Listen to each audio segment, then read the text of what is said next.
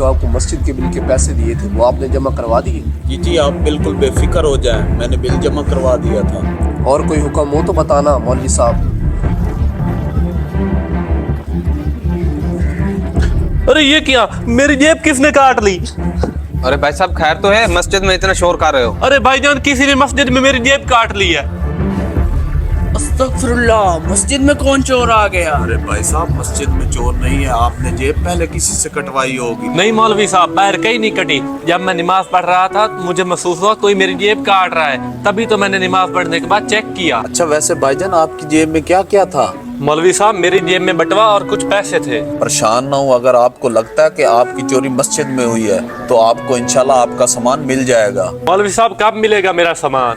आप अगली नमाज में आना, तब तक मैं आपका सामान ढूंढ कर आपको दे दूंगा। अच्छा ठीक है मौलवी साहब, हम अगली नमाज में मिलेंगे। वैसे मौलवी साहब ऐसी बेहुदा हरकत कौन कर सकता है?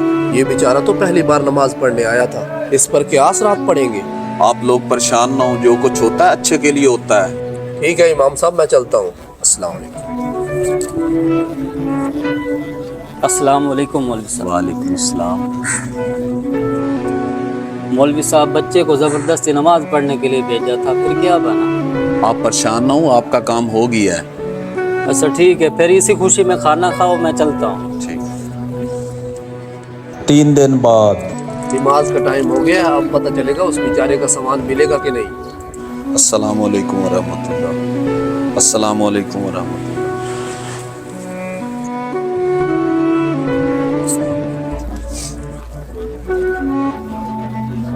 मौलवी साहब मेरा सामान मिला कि नहीं?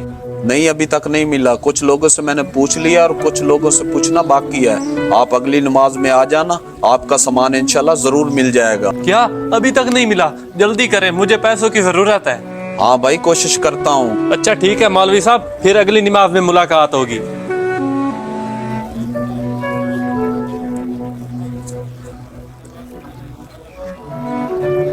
मौलवी साहब मेरे सामान का क्या बना?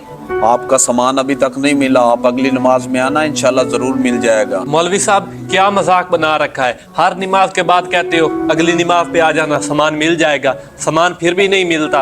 अगर आपसे मेरा काम नहीं होता तो बता दे, मैं आइंदा नमाज पर नहीं आऊंगा।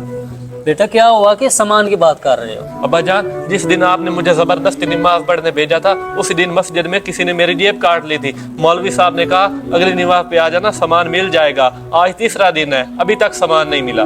जेब में कितने पैसे थे? यही होंगे कोई 2-3 हजार। वाह बेटा, 3,000 के लिए 3 दिन से मस्जिद में आ रहा है।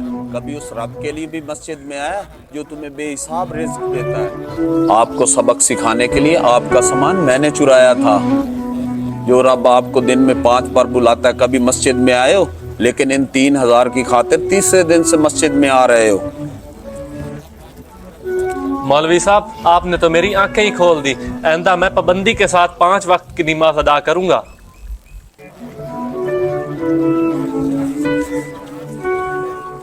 ठीक है मौलवी साहब, हम चलते हैं।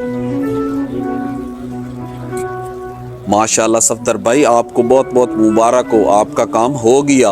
अब से आपका बेटा नमाजी बन जाएगा। बहुत शुक्रिया मौलवी साहब, बहुत शुक्रिया। बेशक तमाम मुसलमानों पर नमाज फ़र्ज है और आखिरत में सबसे पहले सवाल नमाज का होगा।